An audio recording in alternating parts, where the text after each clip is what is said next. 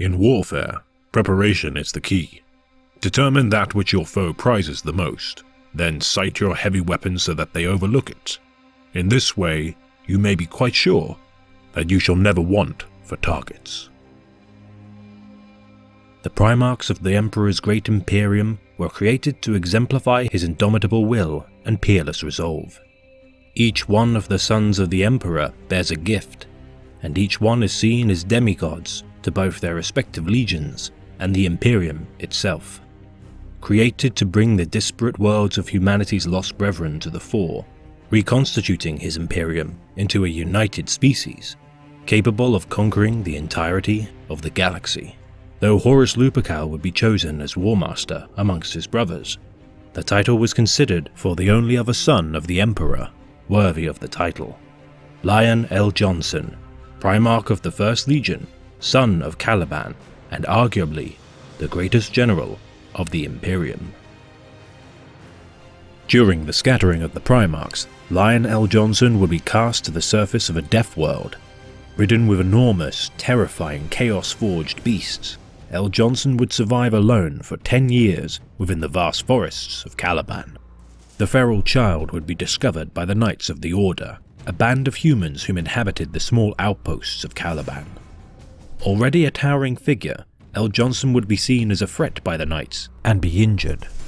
The knight known as Luther would prevent his execution and bring the child to the Order's fortress monastery. Luther would name the child Lion El'Jonson, translated from Caliban meaning Lion, Son of the Forest. His forename given to represent the fierce Calibanite lion, the deadliest beast that resided within the forest.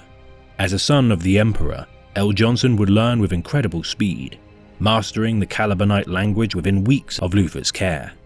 Forging a familial bond with Luther, the lion would demonstrate his incredible intelligence for strategy, and with only a few short years, the lion and Luther would rise through the ranks of the Order. With their exploits known throughout Caliban, the lion would propose a crusade to be waged against the beasts within the forest, with the goal of eradicating them once and for all, and for Caliban to be free of the danger they posed.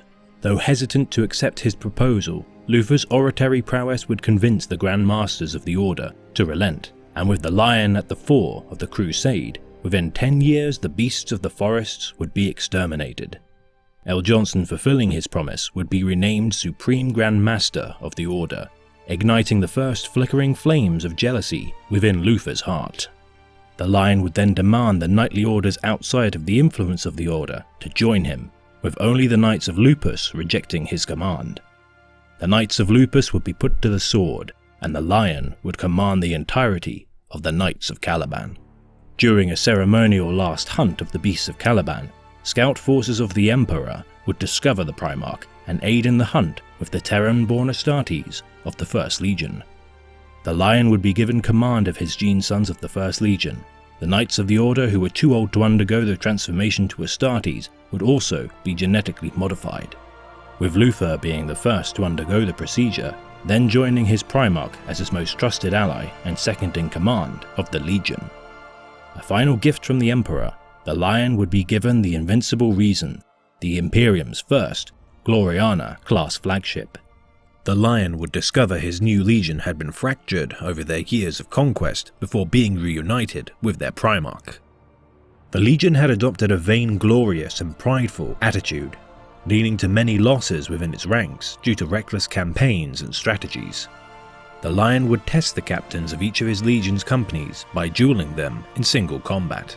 His enemies clad in Terminator power armor, himself without, the lion would best his sons each time and bolster respect between the legion's Terran and Caliban warriors, even merging the legion's hexagrammaton and Caliban teachings to allow for cohesion within its ranks.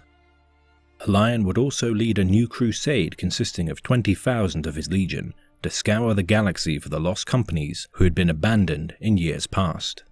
Within a few years, the lion's crusade had caused the number of his legion to swell, ending his crusade with 100,000 Astartes rescued from the various corners of the galaxy. At the stronghold of Grimea, the lion would duel the Council of Masters champion, Pyrrhus Caligat, the Host of Fire. After an hour-long duel, the Lion would succeed and be proclaimed the Grand Master of the assembled First Legion Masters. Here the Lion would formalize the Legion under a new name, the Dark Angels, the title based after an old Caliban myth. And the Angels of Darkness descended on pinions of fire and light, the great and terrible Dark Angels. The Lion would also be deemed worthy of command of the 6 wings of the Hexagrammaton, the Death Wing, Raven Wing, Dread Wing, Fire Wing, Iron Wing, and Storm Wing. During the Great Crusade, the Lion would be dispatched with the 4th Expeditionary Fleet to campaign on the world of Sarosh. Unknown to the Imperium, the Saroshi people, though wishing to become members of the Imperium, were worshippers of the forces of chaos. Aboard the ship of the Invincible Reason, the Saroshi leader would confront the Lion, leading to the Dark Angels and Saroshi to engage in battle.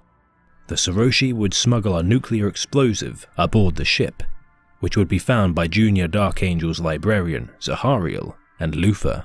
Luthor would hesitate but eject the device from the ship, reducing the damage caused by its explosion.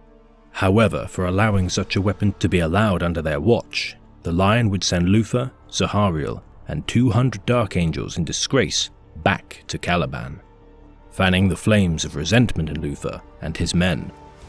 As the Lion's exploits throughout the Crusade would be relayed to Caliban, Luthor would continue to stew in his exile. With the discovery of a mysterious tome on Caliban, Luthor would further degenerate from the loyal friend and warrior the Lion had known into a bitter shell of his former self. During the opening events of the Horus Heresy, the War Master would grow anxious with the knowledge that the Lion would remain loyal to the Emperor. The honor of War Master was a title contested, but all sons of the Emperor knew that the most likely candidates would be Horus or the Lion. As such, Horus needed to keep his brother from engaging him in the most crucial battles of his betrayal. Therefore, Horus would dispatch Konrad Curze and his legion of Night Lords to distract the Dark Angels. Curze would invite El'Jonson to battle on the planet of Sagualza, and once engaged in battle, he would share his preternatural gift of foresight, revealing the fate of the Dark Angels and their betrayal from within. The Lion and Night Haunter would engage, both crippled from the battle, with the Lion's throat cut and Curze's torso impaled by the Lion's sword. As the injured Primarch retreated, the Lion would demand his legion to pursue. Eventually warp-traveling through space in pursuit of the Night Haunter, the Lion would reinstate the chapter's Librarius to aid in combating the foul demonic forces within the warp. Standing in defiance of the Emperor's will, he would be confronted by Chaplain Nemiel, whom the Lion would kill for his defiance. During the height of the battle within the warp, Emissary of Tzeentch, Kairos Fateweaver, would tempt the Lion to join the forces of Chaos. Unflinching in his purpose, the Lion would reward the Chaos Demon's bargain by plunging his sword through the demon's heart. As the Invincible Reason escaped the warp, the Dark Angels would ambush the forces of Curze and his Night Lords, resulting in the Angels taking the remaining fledgling Night Lords prisoner, including their first captain, Sevatar. However, Konrad Curze would sneak into the Invincible Reason and for months elude the patrols sent to find him within the ship. Even the Lion would attempt to catch the Night Haunter, but to no avail, with the Night Lords prisoners eventually escaping and retreating into the void. With the arrival of the Ruin Storm and the blotting out of the Astronomicon in the later stages of the heresy, the Lion realized that travel to aid in the defense of Terra would become impossible. Instead, the First Legion would pursue the light of the alien device known as the Pharos and travel to the Ultramar capital of Macragge. Regrouping with Primarch Roboute Guilliman of the Ultramarines 13th Legion and Primarch Sanguinius of the 9th Legion's Blood Angels, with the galaxy torn in two, the three Primarchs would establish the Imperium Secundus, with the Lion serving as its Lord Protector, a moniker alike to Horus Lupercal's title of War Master. This meeting would be marred by the escape of Konrad Curze onto Macragge, wreaking havoc throughout the Ultramarine homeworld. The Lion and Guilliman would be led into a trap by Curze as he detonated the chapel harboring his salvation on top of the Primarchs. Their deaths were prevented by the intervention of Iron Warrior Barabbas Dantiok and Imperial Fist Alexis Pollux using the Pharos device, teleporting the Primarchs to Sofa. Feeling responsible for the mayhem caused by Curze, the Lion would relentlessly hunt down the Night Haunter with the aid of his Dreadwing of the Hexagrammaton.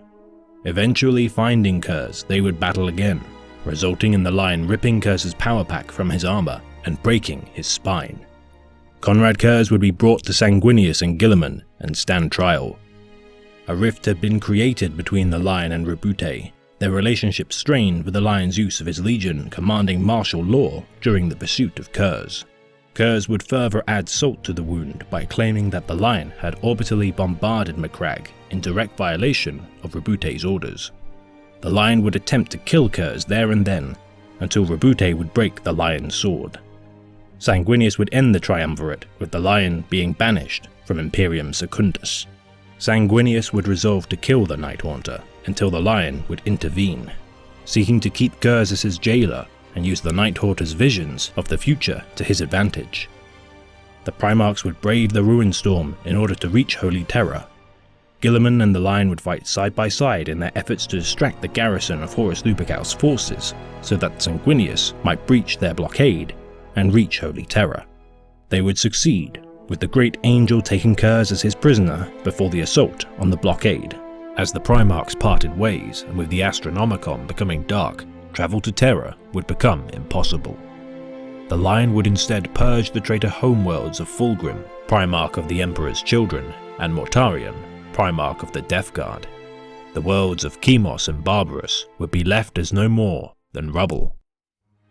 With time, the Lion would learn of the Emperor's fate, Sanguinius' death, and the near destruction of the Imperium's forces during the Siege of Terra.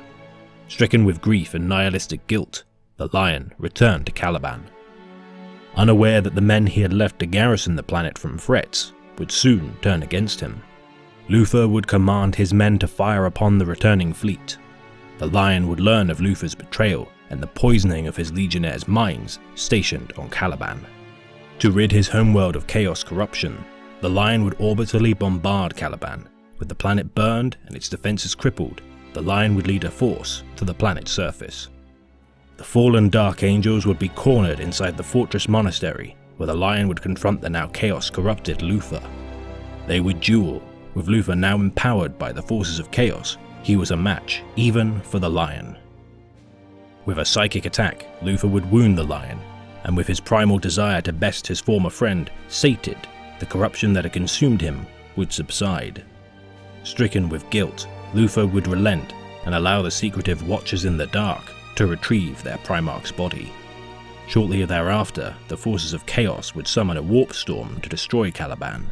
The Dark Angels would imprison Luthor and vow to destroy the traitor fallen angels whom had betrayed their kin. With the destruction of Caliban, the First Legion would salvage the debris of the planet and transform it into a vast spacefaring vessel.